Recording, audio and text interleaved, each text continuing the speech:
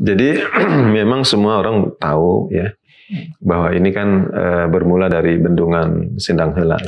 Setelah ada pembangunan kok bukannya kita tambah enak gitu kan, malah kita terkena banjir yang luar biasa. Karena saya dari Kota Serang, mohon maaf kalau agak tinggi dikit.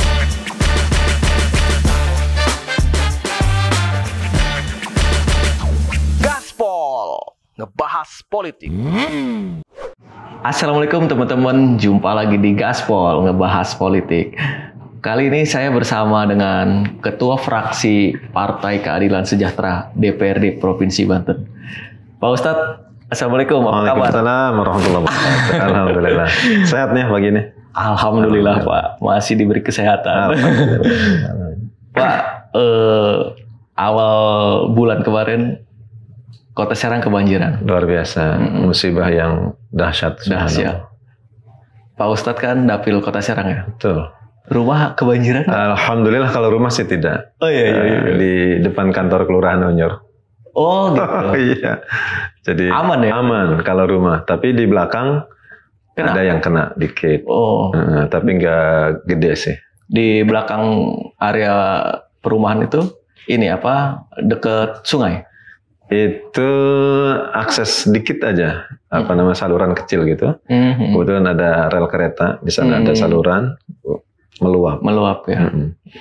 Sampai ke belakang Al Izzah itu kan jalan aksesnya kerendam tuh. Kerendam ya. Gitu. Berarti aktivitas terhenti ya waktu itu sekolah ya. Memang sekolah anak-anak kan pada teriak ya. Gitu. Jadi kaget gitu. Iya. Berarti waktu itu diliburkan ya? Nah, diliburkan. Nah, kalau kacamata Pak Ustadz sebagai anggota DPRD Provinsi Banten, melihat banjir di Kota Serang nih seperti apa Pak? Kan dulu juga kayaknya nggak pernah banjir sedahsyat ini gitu ya? Ya, jadi kita kaget banget ya dengan banjir. Sekitar jam 7, jam 8 itu kita dapat kiriman video di WA grup ya. Itu kita kayak nggak percaya kok ada ya banjir kayak gini gitu. Gitu. Bermunculan berita-berita ketika agak siangnya itu, kita subhanallah langsung koordinasi. Kemudian ya para kader PKS siaga karena mereka juga kena juga gitu ya.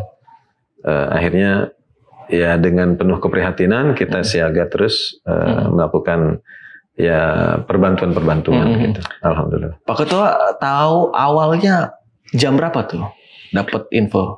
Jadi kita sebetulnya sekitar jam 6:30 apa ya? Pagi. Karena waktu atau itu kita posisi saya waktu itu ada di Lombok. Oh, oke. Iya, ada di Lombok. Berarti tahu dari grup ya, WhatsApp ya. Gitu. Yang pagi-pagi tolong katanya. Oh itu ya. Iya. Itu di mana itu? Patmaraya. Warga Patmaraya itu. Oh iya. Itu Kaujon ya. Kaujon. Karena dekat banget. Memang parah itu ya. Itu karena belakangnya kan Kali Cibanten. Kali Cibanten. Itu memang air larinya lewat situ. Ke situ. Nah Pak Ustadz melihat ini penyebabnya apa sih? Kan Pak Ustadz di Komisi 4 juga ya. Betul. Yang membidangi infrastruktur. Iya. Pernah nggak manggil instansi terkait setelah kejadian banjir ini? Ya, jadi memang semua orang tahu ya bahwa ini kan bermula dari bendungan Sindang Heula. Gitu. Tapi kita menyalahkan bendungan juga kurang. Tapi air aliran dari sana. Dari situ. Harus diakui. Karena ya? Harus diakui karena itu kan Sungai Cibanten dari situ. Gitu kan. Nah, memang curah hujan begitu tinggi. 1-2 hari itu.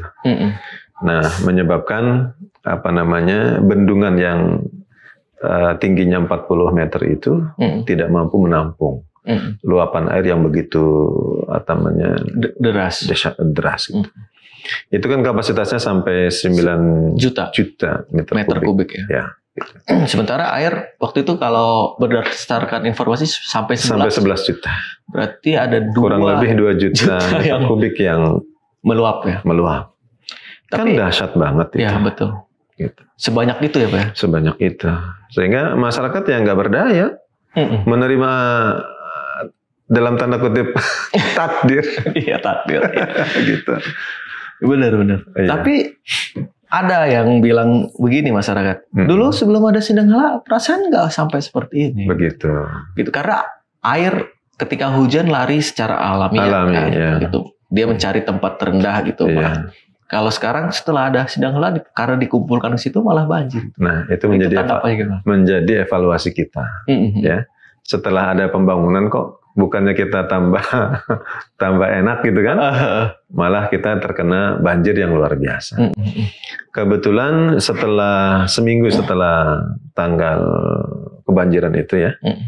Berarti sekitar tanggal 8 hari Selasa kita mengundang dinas-dinas terkait, kita evaluasi termasuk Balai Besar wilayah sungai ya, Ciduran ya.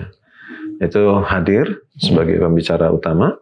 Gubernur dan wali kota juga kita undang. Hadir Asda 1 masing-masing. Mewakili gitu. Apa yang didapat dari pertemuan itu? Banyak ya yang kita serap gitu, informasi dari mereka bahwa memang kita mempertanyakan kenapa ini sampai terjadi. Kenapa tidak ada warning? Itu bukan 1-2 anggota dewan yang menyampaikan. Gitu. Biasanya kalau di Jakarta kita walaupun jauh, itu kan ada siaga 1 gitu. Kalau air begitu besar dari Bogor itu disampaikan siaga 2. Terus begitu. Nah ini kita tiba-tiba pagi-pagi ada orang minta tolong kebanjiran. Ditambah mungkin petugas penanganan banjirnya gagal. Wah, kita mau nanganin yang mana dulu? Karena luasnya wilayah kan. Gitu. Sementara personil terbatas. Makanya itu prihatin. Telepon kerangkring kan. Termasuk Ustadz nih. Iyalah. Artinya ini kan orang banjir panik gitu, minta bantuan bagaimana gitu kan. Jadi ya sudah gitu mau bagaimana lagi kan gitu. Apa yang bisa kita lakukan selain kita menghindar, menyelamatkan yang terendam air, kita minta bantuan memang pihak-pihak terkait alhamdulillah cepat ya. Perahu karet segala macam itu subhanallah ya, kita juga luar biasa gitu, baik Pemprov maupun Pemkot gitu. Sampai Pemkab juga turun langsung gitu. Karena ini luar biasa. Alhamdulillah semuanya bekerja bersama-sama gitu. Bahkan kita juga minta bantuan perahu karet kan, karena kita PKS Banten perahu karetnya kan hanya 1-2 gitu. Yang kena banjirnya kan banyak. Semuanya alhamdulillah bergerak, membantu semua masyarakat, semua organisasi, semua yayasan, bahkan emak-emak ibu-ibu yang enggak itu ngirim nasi bungkus terpanggil ya Pak. Luar biasa. Waktu itu PKS ngirim berapa personil? Nerjunkan berapa orang? Angkanya mungkin di struktur. Di struktur ya, oke. Tapi langsung turun ya, Pak? PKS Banten dan seluruh jajaran PKS dari pusat juga memonitor. Ketika perlu personil bantuan dari Tangerang, dari Jakarta, dari Depok, dari Bekasi gitu. Support lah ya. Support gitu. Alhamdulillah gitu. Memang yang kita prihatinkan ini adalah dan pertanyakan banyak pihak. Bendung Sindang Hala ini. Oke. Gimana pertanyaannya apa tuh Pak? Iya kan. Pertama, apa manfaatnya Bendung Sindang Hala untuk Kota Serang? Itu juga muncul dalam rapat koordinasi evaluasi. Memang kalau secara real gitu ya, pertanian itu di Kota Serang kan hampir tidak ada kecuali di wilayah Kesemen. Nah, wilayah Kesemen itu selesai dengan sungai irigasi dari Pamaraya. Gitu. Kontribusi Sungai Cibanten kan tidak seberapa untuk masalah pertanian. Gitu. Mungkin ada tapi tidak signifikan. Nah, untuk apa lagi nih? Paling air baku. Air baku ini manfaatnya kemana? Kok Kota Serang yang terkena dampaknya lebih dulu? Kan itu yang jadi permasalahan masyarakat Kota Serang. Gitu. Katanya kan mau dikirim airnya untuk wilayah Tangerang, Kota Serang dan Cilegon. Ya, Tapi artinya itu memang untuk wilayah-wilayah itu ya, Cilegon, termasuk juga kota Kabupaten Serang dan Tangerang gitu. Mungkin Tangerang nggak seberapa, Cilegon mungkin yang lebih banyak. Nah, yang jadi masalah ini adalah kejadian banjir ini kenapa terjadi? Iya, pertanyaannya ya. Itu. Kalau manfaatnya insya Allah pastilah ada manfaatnya. Gitu. Pasti. Cuman kita memang ini kenapa ini terjadi? Gitu. Nah yang jadi masalah ini tidak ada pengendalinya. Oke. Jadi air itu kapasitasnya 9 juta meter kubik. Kalau ada 9 juta, 1 meter kubik, yang satu yang keluar. Gitu. Ada tambahan 1 liter pun 1 liter itu yang keluar. Ada tambahan 2 liter itu yang keluar. Ada tambahan 1 juta, misalnya 10 juta, ya 1 juta itu yang tambias. Nggak bisa dikendalikan. Tuh. Saya mengusulkan kenapa hari Senin sorenya, kejadian kan hari Selasa, itu nggak dikeluarin dulu tuh air. Gitu. Supaya debitnya tidak penuh gitu. Ya kalau misalnya tadinya dari 9 juta kapasitasnya turunin menjadi 6 juta. Sehingga ketika ada tambahan 2 juta menjadi 8 juta. Nah, kan tidak terjadi banjir. Tapi 1-2 hari sebelumnya itu dikeluarin gitu. 2-3 juta kubiknya itu dikeluarin gitu. Kalau sudah ada prediksi, ini cuaca nggak bagus nih, kan BMKG pasti menyampaikan tuh. Menyampaikan ya. Gitu. Nah, disitulah fungsi pengendaliannya. Ternyata tidak ada. Nah, saya sendiri nggak tahu gimana caranya. Apa dibongkar ulang, dibuat pintu pengendali atau bagaimana? Nah, itu nanti kita dalam rapat koordinasi kemarin itu sudah sepakat dengan Balai untuk membuat DID. Gitu, supaya itu tidak terjadi. Tapi itu minimal atau maksimalnya tahun 2023. Karena kan kalau misalnya sekarang diusulkan anggarannya, nggak mungkin. Ya kan, pasti kan pelaksanaannya 2023. Tahun depan. Gitu.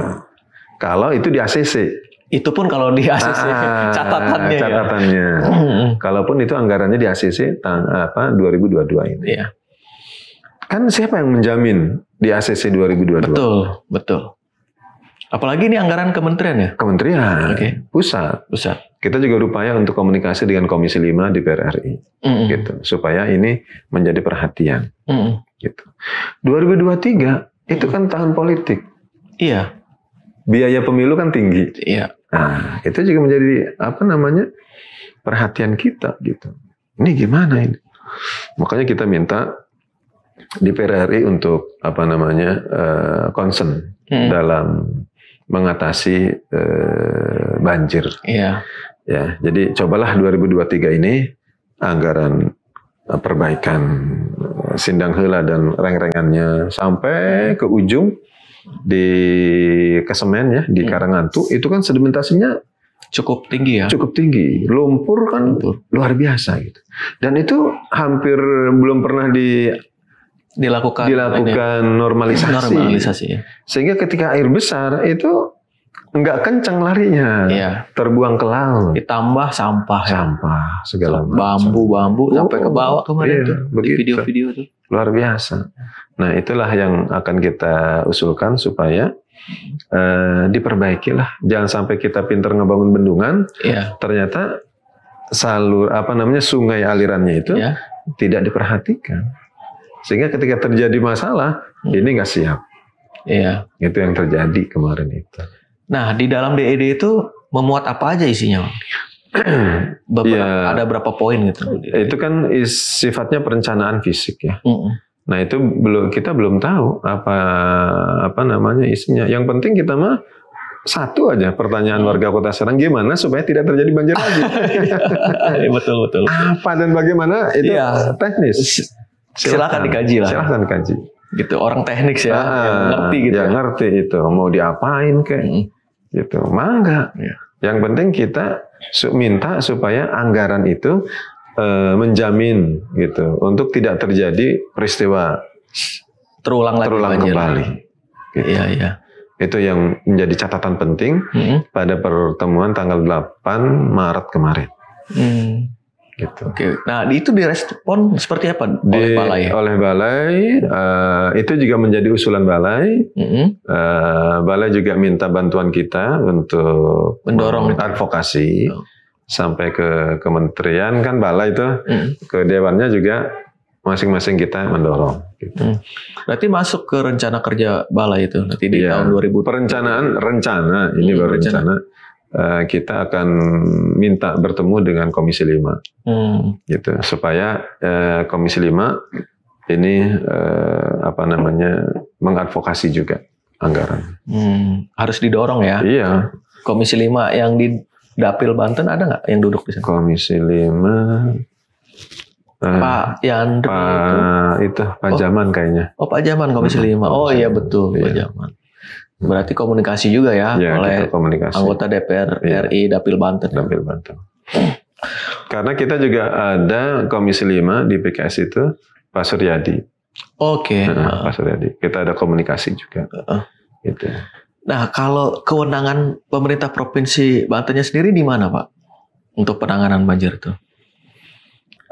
Sesuai kewenangan kan menjadi kewenangan masing-masing ya. Jadi kalau Cibanten itu kewenangannya Balai, kalau kita menjadi anak sungainya. Oke. Gitu. Yang menjadi kewenangan Provinsi Banten. Contoh gitu. Kayak yang di aliran perumahan Widya Asri ya. Iya. Itu anak kali Cibanten kan itu. Jadi ibaratnya kayak jalan nasional, itu kewenangan kementerian. Ya. Kalau jalan antar kecamatan, nah itu provinsi. Kalau jalan desa ya kewenangan kota. Gitu. Jadi kita akan bekerja berdasarkan kewenangan itu.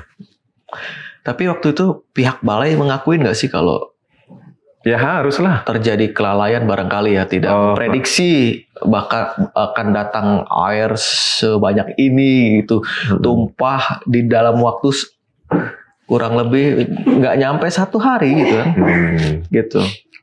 Kira-kira mereka mengakui nggak itu?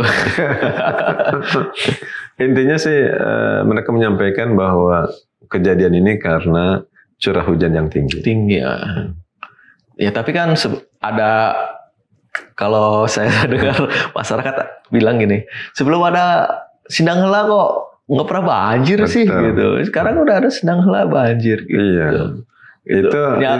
Itu pertanyaan harus dijawab gitu. Iya, jangan nyalahin faktor alam gitu. Nah. Alam juga kemarin juga hujan terus-menerus juga nggak sampai seperti ini gitu. Nah, harus ada kajian secara teknis kan. Itu juga yang menjadi pertanyaan kita dalam pertemuan itu. Emang curah hujan yang tinggi baru kali itu aja? Iya, betul. Emang tahun-tahun kemarin nggak ada? Itu kan masalah. Gitu. Sehingga kita gimana caranya permasalahan curah hujan ini jangan sampai menjadi kambing hitam. Iya. Gitu. Nggak boleh dong begitu. Nggak boleh. Mengkambing hitamkan curah hujan. Kita ini kan diberi ilmu oleh Allah SWT untuk mengatasi berbagai macam masalah. Gitu. Jangan sampai faktor-faktor itu menjadi kita akhirnya nggak bisa berbuat apa-apa. Betul. Gitu. Nah itu nggak boleh terjadi. Allah kan ngasih kita pemikiran, akal yang sehat. Pasti kita mencarikan solusinya. Iya. Nah, kalau bahasa Al-Qurannya, zaharul fasadu fil barri wal bahri bima kasabat aydin nas. Itu telah nyata kerusakan di muka bumi. Karena akibat tangan manusia. Benar Pak Ustadz. Kan Sindang Hela dibangun kan manusia ada tangan. Tangan manusia. Iya. Kita membangun tapi ketika ada dampak negatif harus dicari solusinya. Gitu. Sayangilah alam. maka alam akan menyayangi kita. Benar sekali. Gitu. Ya boleh pembangunan, tapi maksudnya harus ada kajian lebih matang kan. Betul. Gitu. Alamnya juga dijaga. Ini perencanaannya kayak apa? Itu juga ditanya. Yang merencanakan siapa? Gitu. Pernah nggak sih sidak ke sana atau ingin? Kita rencanakan setelah evaluasi ini. Tadinya kita mau istilahnya udahlah ini yang terjadi gitu kan. Kita pokoknya ngejar anggaran perbaikan untuk di Kementerian dan DPR RI. Nah ini lagi dikaji nih. Kalau ke sana sih gampang lah. Tapi kan untuk bisa melihat solusinya, kita juga perlu melihat kondisi langsung di lapangan. Insya Allah dalam beberapa hari ke depan, Komisi 4 itu akan melakukan sidak ke situ ya, Ustadz ya. Ke situ. Ya, kami berharap sih cepat Pak Ustadz ada solusinya. Kasihan juga tuh masyarakat. Iya. Waduh. Bukan hanya kasihan, Masya Allah. Nggak tega ngeliatnya. Barangkali ada cerita tersendiri Pak Ustadz apa masyarakat? Banyak sekali cerita-cerita itu. Pasti mereka kan ngadunya ke Bapak, rakyat deh. Waduh, kerangkring aja. Kita lagi rapat hari Selasa itu, kering lagi. Masyarakat lagi kalau nggak diangkat. Bagaimana? Masyarakat ya. Iya, bagaimana gitu.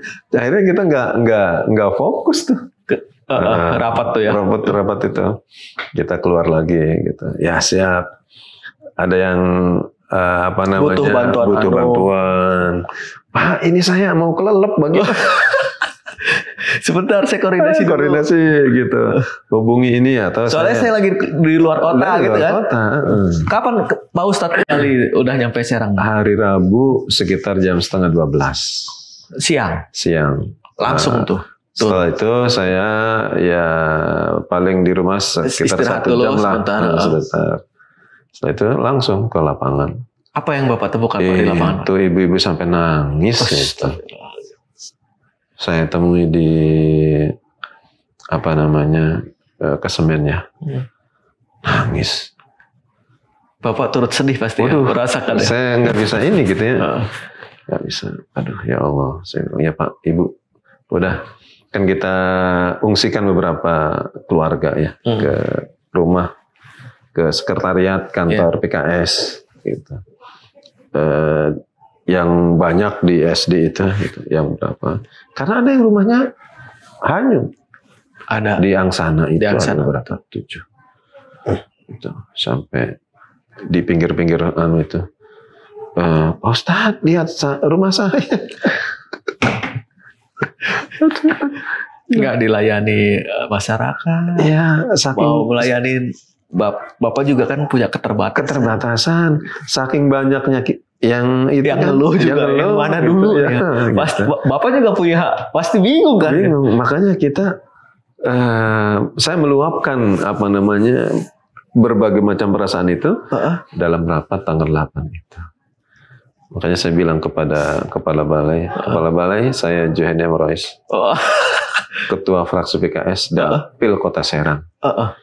Kalau teman-teman Dewan ngomongnya masih standar normatif. Karena saya dari Kota Serang, mohon maaf kalau agak tinggi dikit.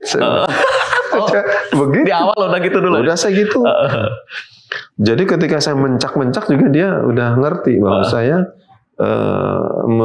mewakili masyarakat yang hilang rumahnya, terseret arus, sampai kehilangan keluarga.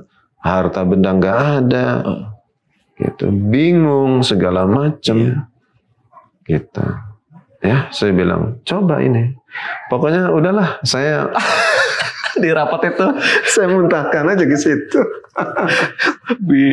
Kalau boleh dibilang pedes lah ya. Pedes banget. Bahkan saya sampaikan ini ada undang-undang keterbukaan informasi publik. Gitu. Tapi kan memang tugasnya wakil rakyat memang harus seperti itu. Iya, nomor 14 tahun 2008 pasal 10. Oke, undang-undang KIP tadi ya. Iya. Itu saya sampaikan. Kalau ada class action saya bilang ini Anda kan karena tidak memberitahu kepada publik akan ada musibah besar. Iya. Itu. Kan kalau ada suatu masalah besar itu kan harus ada pemberitahuan serta-merta. Iya.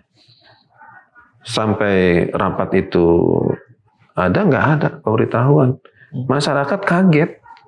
Nggak ada pemberitahuan mau banjir. Tiba-tiba banjir. Kalau di bendungan lain kan rasanya ada level gitu ya. Jadi masyarakat udah siaga ya. Siaga. Apa-apa untuk ketika ada air masuk itu udah langsung siaga. Makanya lucu di Masjid Banten itu kan ada kader kita juga yang paginya membantu di posko. Pas sekitar jam 12 lewat, rumahnya kebanjiran. Pulang dia. Ngurusin rumahnya dulu. Dikasih tahu Masjid Banten banjir, nggak percaya. Nggak percaya, kirimin videonya, nggak percaya. Pas air masuk ke rumah penduduk, baru mereka percaya. Gitu. Pak Ustadz, perlu nggak sih kita kunjungan barangkali studi banding ke DKI? DKI ini sukses loh nanganin banjir. Kemarin nggak ada loh banjir di DKI. Ada nggak pemikiran balai atau dengan Dewan Provinsi Banten? Yuk kita ke DKI yuk. Biasanya kan langganan banjir tuh DKI. Itu sekarang ditangani dengan baik oleh Pemprov DKI. Gitu. Kita salut dengan Provinsi Jakarta, Jakarta.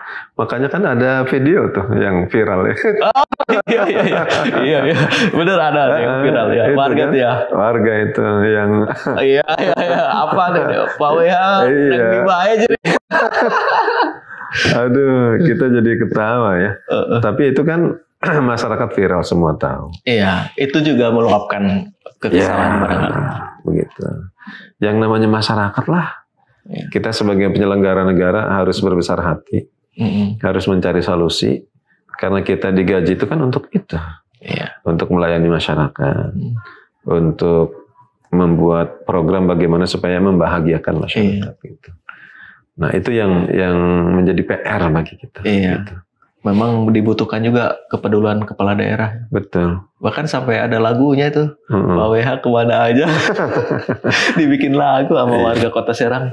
Ya, nggak bisa kita salahkan. Sekarang era udah teknologi canggih. Dia meluapkan, bertemu langsung nggak bisa, dia luapkan perasaannya, aspirasinya lewat medsos, lewat media sosial. Gitu. Benar. Yang namanya seorang pemimpin ya harus dinasehati. Iya. Jangan sampai merasa benar sendiri aja. Kasih masukan ya. Iya. Kalaupun misal sakit, kita doakan supaya cepat sembuh. Amin ya Allah. Kita sudah ada banyak pemimpin yang sakit tapi tetap berjuang. Kayak Jenderal Sudirman itu kan. Oh iya. Sampai ikut digotong gitu kan. Kan hebat kalau misalnya gubernur ditempelin koyok misalnya di sini gitu tuh, ya kan? Turun karena sakit, turun di lapangan, nemuin warga. Ini masalahnya apa? Telepon kamu begini, koordinasi, kirim ini itu dan seterusnya. Panggil siapa? Panggil ini dan seterusnya. Itu sangat bisa. Tapi kalau selain gubernur kan, punya keterbatasan. Tapi kan ada alasan, kan udah diwakilkan sama Pak Wakil Gubernur. Iya, artinya itu kita nggak bisa menilainya. Karena itu kan kembali kepada hati. Masyarakat pengennya ketemunya langsung kepala daerah. Iyalah. Beda wakil dengan kepala mah. Iya. Sama gubernur langsung ya. Chemistry-nya beda. Wong alhamdulillah PKS itu kan istilahnya kita ngebantu walaupun dengan keterbatasan. Di suatu tempat itu sudah ada bantuan dari PKS gitu. Ya kita sendiri juga kan ngebantunya melalui PKS kan. Tapi di situ nelpon ke saya. Pak Ustadz, dari DPRD Provinsi Banten mah belum gitu. Iya kan? Iya. Jadi DPRD kan input dengan pemerintah pasti kan. Ya tapi memang begitu masyarakat. Siap, saya bilang saya akan ke sana, berapa yang terdampak. Oh Pak, ada 26 orang. Ya udah, kita akan bantu. Mau nggak mau tuh. Mau nggak mau. Begitu. Jadi kita sebagai pemimpin itu tampil gitu. Ya, bahwa kita melindungi, bahwa kita mengayomi, bahwa kita peduli, itu harus dilihat oleh masyarakat. Gitu. Bukan pengen di alam, bukan. Karena ketika kita tidak ada, itu menjadi pertanyaan. Gitu. Nah, ini nasihat buat saya, nasihat buat yang lain. Gitu. Ya, terutama buat Bapak pribadi dulu ya. Iya, buat kita sendiri. Ya memang, apalagi itu konstituen Bapak ya. Ya, Kota Serang kan dapil kita. Iya. Dan saya juga pasti banyak yang belum tersapa kan. Iya. Waduh, Pak Sajweni nih kemana aja. Jangan pas pemilihan dong datang kan. Iya. Saat banjir datang kan. Nah gitu. Saking banyaknya kan dapil kita. Gitu. Tapi minimal kita sudah melakukan sesuatu sesuai dengan kemampuan kita. Itu dulu yang terpenting sih. Betul. Kalau menjamah semua juga kan sulit. Tadi itu punya keterbatasan. Tapi kalau pemerintah kan kekuasaannya tangannya lebar, panjang, daya jangkaunya luas. Kalau kita sebagai pribadi kan terbatas. Betul. Nah, ke depan dari hasil kemarin audiensi dan pengamatan lapangan, DPRD Provinsi Banten khususnya Pak Ustadz kan di Komisi 4 ya, akan melakukan apa aja dan solusinya selain tadi menormalisasi sungai, apa tuh yang dibutuhkan? Jadi butuh nggak sih embung ya? Ya, kita akan mengawal, gitu kan? Mengawal terutama terbitnya DID ini. Oke. Nah, dari sinilah kita akan evaluasi apa yang kurang, apa yang perlu ditambah, berapa anggarannya yang diperlukan, gitu. Dari sini dulu. Dan mereka melakukan kajian ini, balai besar ini yang akan melakukan perencanaan risetnya lah, kira-kira begitu. Nah, kita kawal dari situ. Karena itu menjadi kewenangan mereka kan. Iya, betul. Ditenggat waktu berapa lama, Pak? Kita nanti mungkin 2-3 bulan pasca ini kan kita akan evaluasi lagi. Mungkin secara komisi juga kita akan kunjungan ke kementerian gitu. Untuk menanyakan kinerja balai besar seperti apa. Programnya sudah masuk atau belum? Belum, betul ya. Begitu. Ya, dikawal lah ya. Insya Allah Komisi 4 Komisi 4 ya. Ya, teman-teman udah istilahnya komitmen. Kita kawal ini, jangan sampai masyarakat kita menjadi korban kembali untuk yang kedua kali. Iya, benar. Cukuplah kemarin lah kayaknya. Iya, itu anggaplah itu sebagai takdir. Karena sudah terjadi kan. Musibah ya. Musibah luar biasa. Yang bikin orang kaget itu sampai Banten lama. Betul. Merendam. Iya. Semua kena. Iya. Seluruh aliran. Kenapa kalau di wilayah Kasemen kan banjirnya sore karena air baru nyampe sana. Gitu. Jadi airnya melanglang buana kemana-mana. Iya, kemana-mana dulu. Ini heboh dulu. Iya. Nah, orang Kasemen nih harusnya udah prediksi ya. Iya. Ini kayaknya ke kita nih. Gitu. Karena saking nggak pernahnya gitu. Ya hilirnya kan ke sana kan. Iya. Buangannya. Harusnya. Karena saking nggak pernah santai-santai aja gitu. Lah ya orang situnya nolongin orang nggak kalau itu akan lari ke situ. Bahwa sumbernya itu dari Bendung Sindang Hela. Nah, ketika Pak Wali Kota sekitar jam berapa itu siangnya berkunjung dengan Pak Wakil Gubernur itu meninjau Sindang Hela, nah baru orang pada ngeh tuh. Kan waktu itu sempat terbesit berita Bendung Sindang Hela jebol ya kan, gitu. Itu mengagetkan banyak orang. Iya. Nggak apa-apa, bagus itu. Sebagai efek kejut ya. Kejutan. Hoax ya, meskipun hoax ya. Iya memang hoax, tapi ada manfaatnya biar orang, gitu. Iya, siap gitu. Waduh, jangan-jangan lewat rumah saya. Gitu. Walaupun udah diralat ya. Udah diralat, betul. Aduh, tapi masyarakat juga mungkin perlu diimbau ya Pak Ustadz ya. Iya. Menjaga kebersihan lingkungan. Contoh, nggak buang sampah ke sungai. Bukan hanya itu, tapi memang masyarakat ini kita sampaikan juga, tolonglah ditegakkan hukum secara benar. Karena ada beberapa masyarakat yang membangun di pinggir sungai. Iya, oke. Menjorok gitu ke pinggir sungai, yang itu mengakibatkan kan aliran sungai menjadi terhambat. Nah, hal-hal yang kayak gitu kan harus dibongkar. Iya. Itu bukan hak mereka membangun bangunan di situ. Nah, itu kewenangan siapa tuh? Nah, sungai itu. Harusnya balai besar. Membongkarnya. Iya. Mungkin koordinasi dengan yang siapa yang ngizinin itu. Oh ya. Gitu kan. Kalau misalnya kota ya kota. Gitu. Kalau provinsi ya provinsi. Tapi saya nggak yakin kalau mereka ada izinnya gitu. Iya. Karena bukan kewenangan mereka. Ya mungkin dibutuhkan koordinasi. Antar lintas pemerintah daerah dan pusat ya. Termasuk kepolisian juga. Kepolisian juga ya. Untuk nindak gitu ya. Untuk nindak kayak gitu. Pelanggaran itu kan bisa ditindak secara hukum ya. Secara pidana mungkin bisa ya. Bisa. Tapi kita kan masyarakat timur ya kita ini aja lah. Apa namanya istilahnya pendekatan persuasif. Gitu disurati, udah bongkar. Kalau nggak dibongkar, bongkar sendiri dulu, gitu ya. Itulah ramahnya Indonesia. Itu. Udah bongkar dulu sendiri. Kalau nggak, baru kita bongkarin. Istilahnya mah dibina dulu ya. Kalau nggak kita binasakan. Gitu. Iya. Itu harus. Pak Ustadz, ada imbauan apa lagi buat pemerintah daerah dan masyarakat Kota Serang? Selain tadi menjaga ketertiban lingkungan. Jadi saya menghimbau kepada seluruh masyarakat ya, untuk menjaga kebersihan wilayah sungai, jangan sampai buang sampah di sungai. Nah, saya juga menghimbau terutama kepada pemerintah pusat, dalam hal ini balai, mungkin juga PUPR provinsi itu kalau membuat pembangunan itu dilakukan perencanaan yang matang. Ya. Gitu, perencanaan yang menyeluruh supaya tidak terjadi dampak negatif. Ini menjadi pelajaran yang sangat penting bagi kita. Jangan sampai perencanaannya asal-asalan. Bikin bendung, dikiranya ngalirnya tuh lama gitu, sampai banyaknya air itu menjadi 4-6 bulan baru banyak gitu. Dikiranya itu tidak membahayakan. Lawang dipepet sih.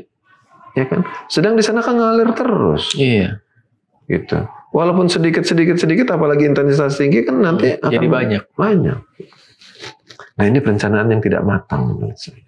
Akibat perencanaan yang tidak matang itu menyebabkan ya kerugian material terhadap orang lain. Ya. Itu ya, Pak Ustadz ya. Intinya itu perencanaan juga barangkali mungkin koordinasi. Koordinasi. Ya. Oke. Terima kasih. Mungkin cukup dulu ya Pak. Siap, alhamdulillah, terima kasih. Oke teman-teman, demikian obrolan saya, obrolan santai dengan Ketua Fraksi Partai Keadilan Sejahtera DPRD Provinsi Banten, Pak Ustadz Juweni MROS. Lain waktu saya akan ngobrol lagi dengan beliau. Wassalamualaikum warahmatullahi wabarakatuh. Waalaikumsalam warahmatullahi wabarakatuh.